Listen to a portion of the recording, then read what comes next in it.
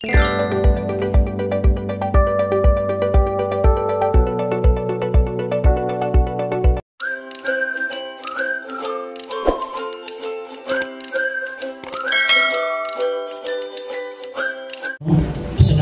warahmatullahi wabarakatuh. Assalamualaikum salam. Magandang umaga po sa ating lahat. Good Actually, morning. kami po ay nagpapasalamat sa inyong imbitasyon sa part of this Regional Sales Assembly. At masaya po kami nakapunta din. This is the first time to come here. We would like to thank also the DXN Philippines, headed by Mr. Ispahi, Ma'am Juliet Ivano. So thank you so much for everyone for inviting us here. I hope, inshallah, we can share. And as my husband said, it is really me who started DXN. So paano po ako nagsimula sa DXN? Maniwala po kayo na pati paggamit dito hindi ko rin alam. Before that, I want to introduce first my family. I have a very big family, only 3 of us. And how I started in DXN, gusto niyo malaman? Yes! Okay, I am a registered nurse, working in stroke unit for almost 17 years. Immediately after graduation, ang exposure ko po is abroad. Nagtataka ako, ang daming mga taong nahihirapan mag-abroad. Pero ako po hindi pagyayabag, ang haba ng hair ko. Yung abroad yung nag-a-apply sa akin. Immediately after graduation, hindi ko nga alam kung nurse na ako talaga eh, kasi naanghan. Hindi ganito yung katawan ko, 39 kilos to 43 kilos lang ako pag busog ako. So, nakita nyo na yung katangkaran ko, so ma-imagine nyo gaano rin ako kalaki. So, yung nag-recruit sa amin, alanganin pa siya kung nurse ba ko. But the only qualification I have is that I am a Muslim. So, immediately, Middle East ako after graduation. So, wala po ako exposure sa Pilipinas. So, I work abroad. So, this is my 2 boss. The man in my life. My husband is forced to be my bodyguard, my best buddy, my driver. Nag-retire ng early. Okay. He worked in DPWH as a chief of planning and design. But at early 56, during Duterte time, nag-retire na po siya. Mahabang kwento po yun, pero iwasan na lang natin. Hindi tayo naman mulitig. Okay. So, my son, the only left. Medyo kakaiba po yung kwento ko when I joined DXN. It is different from others. So, we have a different story why we joined this company. Some for health, and then others are they want to, siyempre, kumita, di ba? Yung akin po, paglilibang. Namatay po yung 2 anak ko, magkasunod. When my 2 girls passed away, so DXN for me is really a gift from God. Because all of you is a gift for me. Alhamdulillah. When I started DXN, I don't believe about the product nor the business. Sabi nga ng asawa ko, kaya kayo mga misis na may hindi naniniwala, don't worry. Sabi nga ni Jules, Tita, paano ka nag-qualify ng mabilis?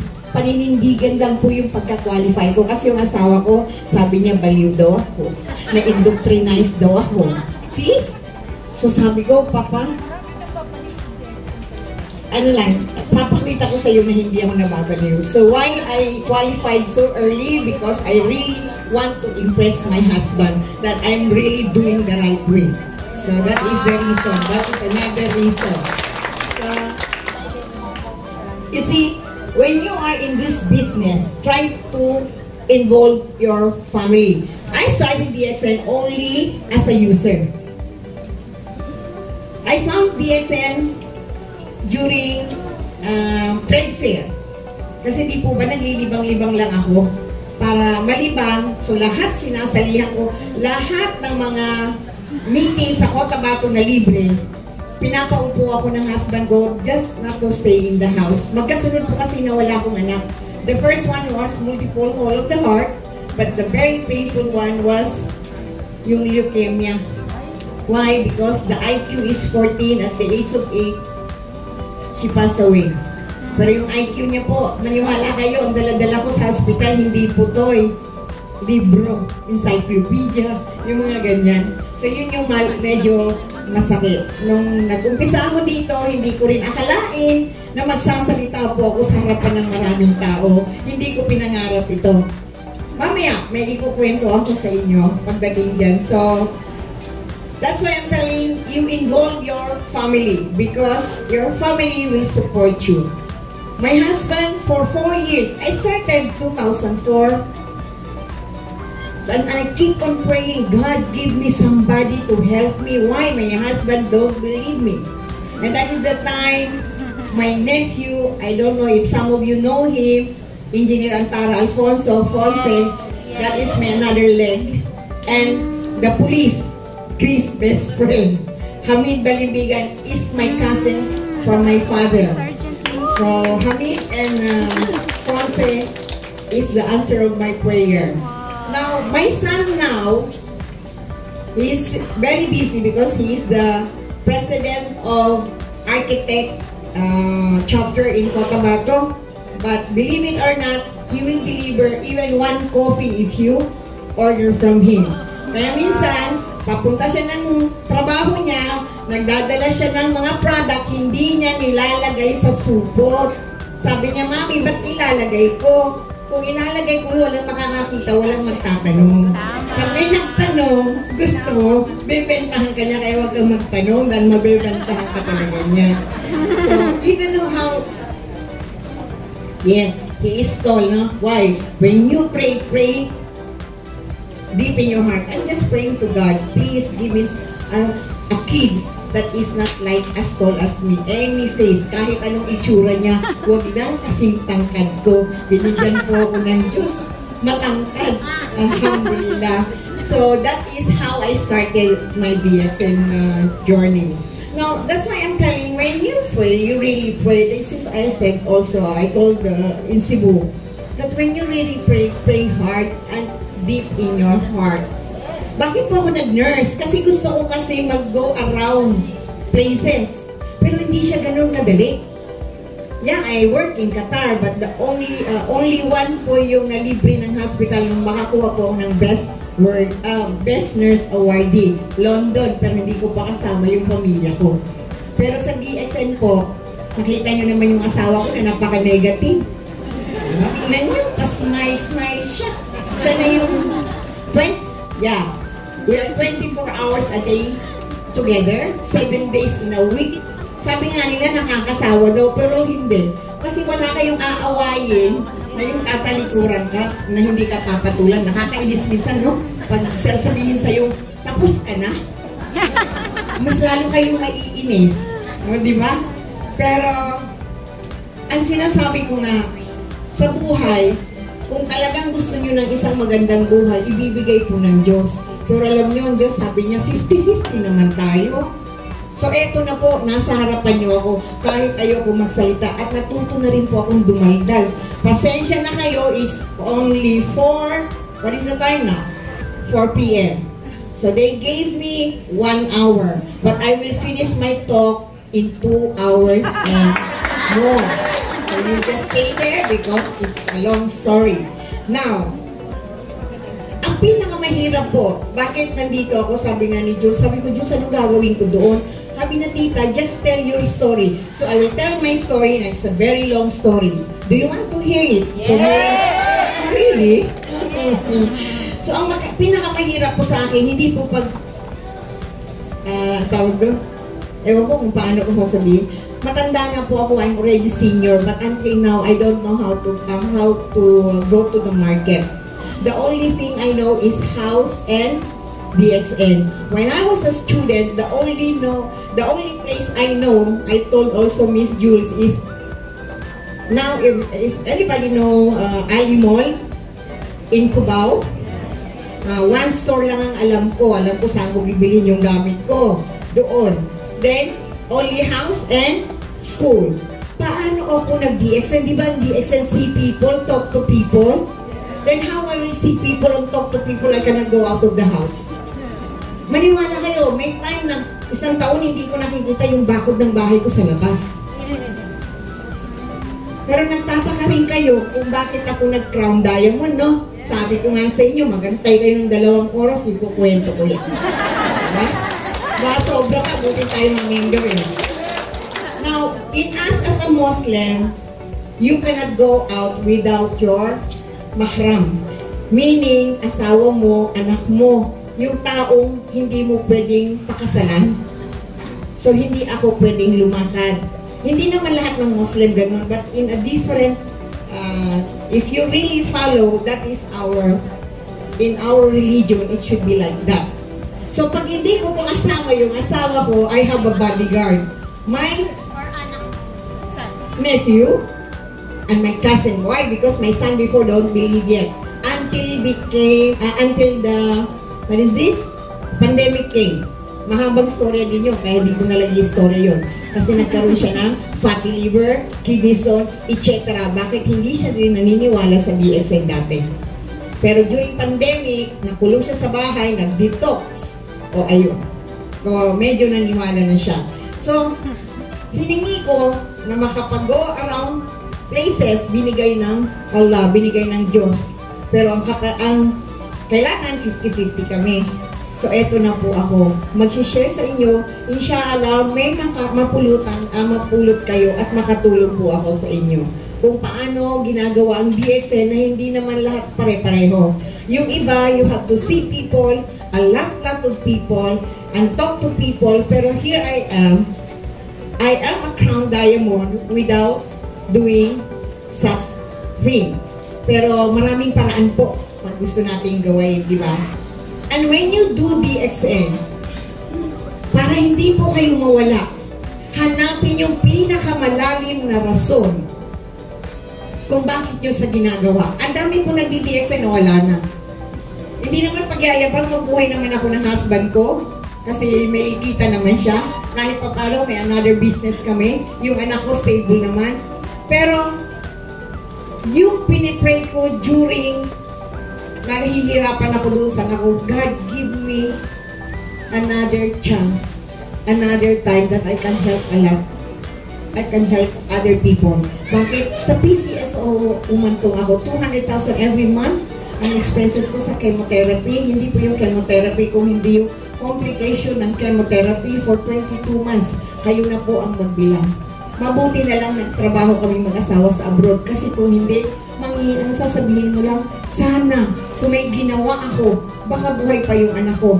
Pero yun, ginawa na namin ang lahat, pero nakuha pa rin siya dahil may program po ang Diyos. Kaya huwag natin i-question yung kanyang kapangyarihan kasi in everything that is happening, there is a purpose.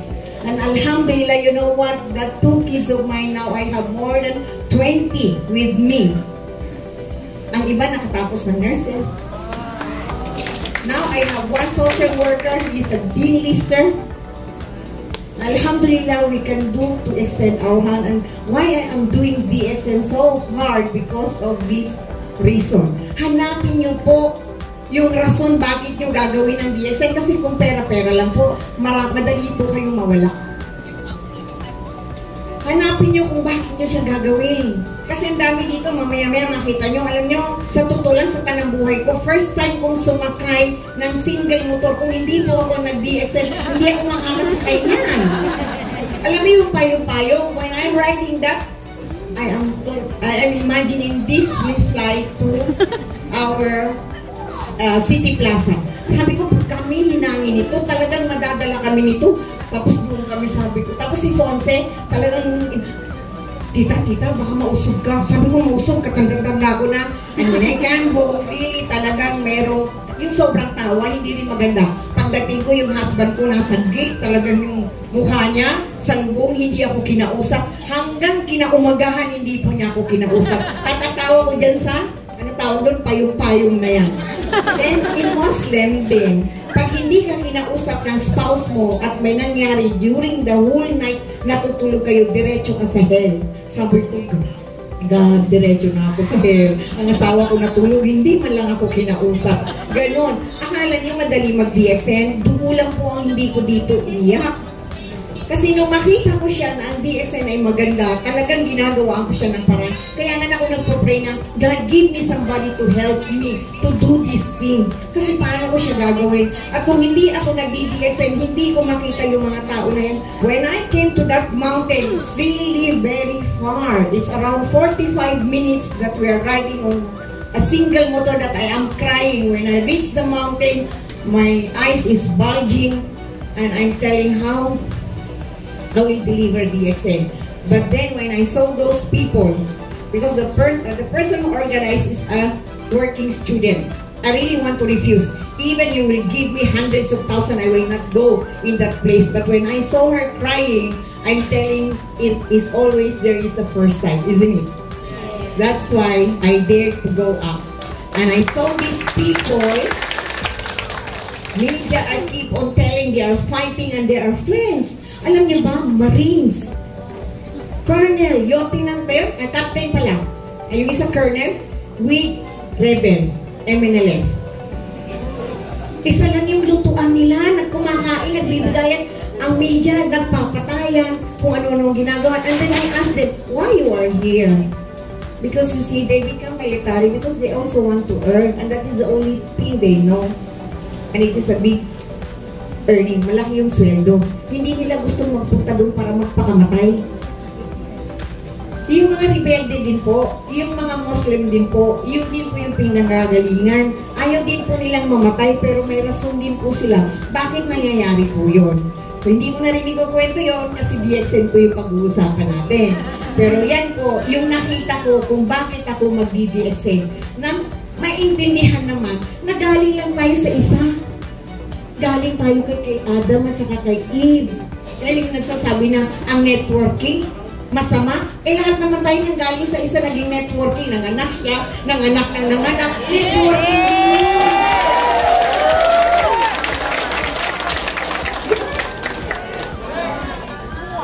Ang pinakamasama, yung nasa taas ka, hindi ka lalagpasan ng nasa ilalim mo. And that is happening. Yung nasa taas, nakaupo lang, yung clerk niya gumagawa ng lahat ng report, then tatayo sa harap without even saying, thank you to the people who helped me in doing this. Wala, inako na niyang lahat. Di ba mas unfair yun? O, tapos sasabihin nila ng MLM, unfair, illegal. Hindi, dapat kasi alamin muna lahat bago magsalita. Ito, i-keep natin bakit wala po kayong makitang ganitong negosyo na pwedeng makatulong in every way, lahat. Hindi lang po sa pera, hindi lang po sa health, pwede tayong tumulong na itong society natin hindi ganito kagulo. So, sana, inshallah, magkaroon tayo ng puso na tumulong ng ibang tao. Kasi, hindi lang ang obligasyon natin ng pamilya natin. Nandito tayo sa mundo, may obligasyon din tayo ng iba. Kung siguro ang DSN makatulong, malilis yung problema ng buhay. Now, ang gratitude is another thing. Magpasalamat. Pasalamat na lang tayo dahil sa kanila, nandito tayo. O diba? Doon sa mga baguhan, maswerte kayo kung walang nag-guide na upline kasi hindi kayo mag-aaral kayo sa sarili ninyo. Kahit wala sila, dahil sa kanila, nandito ako, nagpapasalamat ako sa kanila. Paano mag-Crown Diamond? 10 star agent. Alam niyo po, nung gumagawa na ako ng graph ko, alam niyo yung Manila paper? Wala pa naman, hindi pa naman ako nagla-laptop noon eh. Tapos nagtatago pa ako sa asawa ko. Sana ako nag-graph ng aking, jumping na lang. Sana ako nag-graph ng aking bilog-bilog sa CR po. Hindi kasi ako pwedeng lumabas ng kwarto papuntang sala kasi kung siya banda nakahiga. So yung sa CR banda, may ano pa, dresser, may ano pa. So doon ako papasok, sabi siguro niya makita, ay hindi lang yan. Pero gusto tulog, hindi niya alam, 3 oras ako nandun sa CR. Nagbibilog-bilog, sino ilalagay ko dito, di ba? Hindi ako makalakad. Ang downline ko lang po, auntie ko, uncle ko, pinsan ko, pamangkin ko, in different area. kunwari, meron dyan sa organeta, meron sa ganito. So yun, yung uncle ko doon naman sila lahat eh. Ngayon, ang ginagawa ko, ito kwento na naman. Sabi ko sa inyo, magantay kayo hanggang 7 o'clock eh. Ginagawa ko, kung sino yung alam ko na nangangailangan, ang husband ko, i-drive mo daw ako. Sabi, saan ka pupunta? Kay uncle ganito. Bakit? May appointment ka? Sabi ko, basta i-drive mo lang ako. Dadating ako doon. Isang uncle ko na diamond ko yun, another legs ko yun. Kunwari, mag-iihi ako. Pero bakit? Magte-text ako, ang sasabihin, nasa Malaysia siya, nasa Manila siya, nasa ganito. Lahat na lang nasa doon siya. Eh, makakaya bumili, di ba? May position, may pera. Kailangan ko itong gumamit ng kape namin ito. Kasi kaya niyang bumili. Ganun po yung strategy ko para makakuha ako ng downline ko. And then magpapadrive ako. Kakatok ako, uncle, makikili ako kasi galing kami dyan. Hindi kaya, kagagaling ko lang ng bahay. Pero nasa isip ko, hindi ako lalabas. May dalang clear book. Yan na lang, may clear book na ako. Eh nakikita ko, nandito na naman pala kayo. Dadaldalan niya ako. Ang aim ko lang, hindi ako lalabas na hindi siya mag-signature. At by force thing, alam ko may pera, ito yung bibilhin mo, ito yung bibilhin mo, ito yung bibilhin mo. Ganun po yung network ko, parang-paraan lang po yan. Wala naman tayong niloloko. Tumutulong nga tayo. Bakit? Ang tataas na position nila, may high blood, may diabetes. Kung ano pa. Yes, sa pamilya po namin, may uncle at two physician. May doktor. Mga kapatid po ng mother ko, mga doktor. Kapatid ko po, doktor. Pero lahat ng sakit, meron kami. Eh kung nakakagamot yung gamot, sabi ko, hindi ko sinasabi na huwag kayong magpa-doktor ha, please. Regalo sa sarili, magpa-check up kahit isang beses lang sa isang taon para malaman natin kung ano yung diferensya. For example, ayan na naman ako, sabi ko sa inyo, hahaba tayo nito. Lungs mo, ang problema, parati kang may ubo, parati kang may pneumonia. Alam niyo ba yung ating home tea? Napakaganda po na makatulong. Eh, ang problema, hindi rin natin inaral. Eh, nawala na naman. O, kita mo ngayon, magluluhod ka na naman. Management, please, ibalik mo itong product na to. Aralin mo natin. Kaya, sana ba so, itong ating sinasabi na quantity versus quality.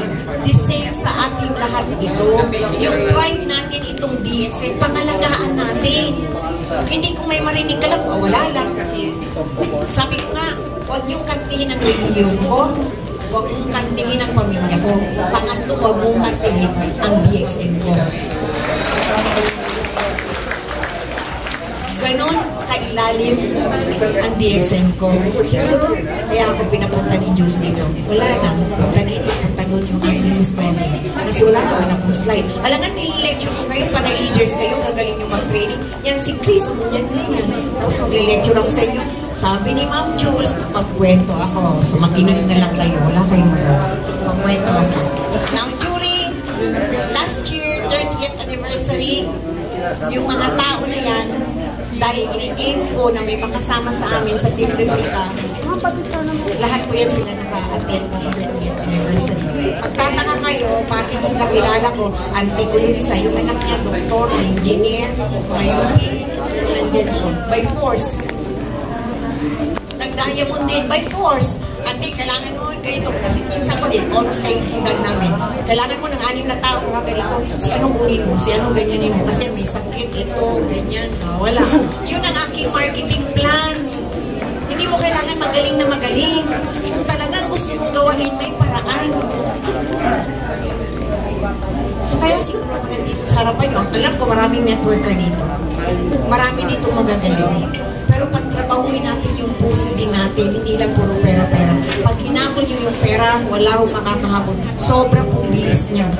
Pero pag siya yung hinandugan nyo sa lahat ng ginagawa nyo, maniniwala kayo sa milagro. Minsan nakaupo ka na lang, yung naka 20 years na may utang sa'yo, talagang sabi mo, God, sana buwan ito, wala na talaga. Bigla kakatong babayan sa'yo. Yung power niya. So everything you do na dedicated sa kanya, nothing is impossible. Ang mahirap, piniplease natin yung ibang tao. Bakit mo i-please? Para dito yung politician. I-please natin yung pamilya.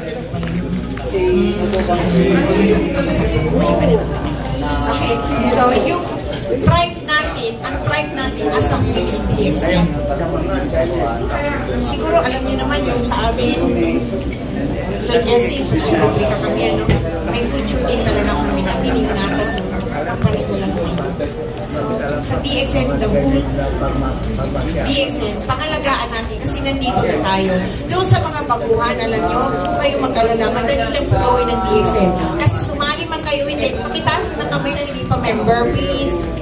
Baka bibigyan kayo ng mga gifts ng premyo. Doon na makakot pa ng tao. Hindi pa ka member? Ay, hindi pa rin member. Eh, marami pala sa hindi member.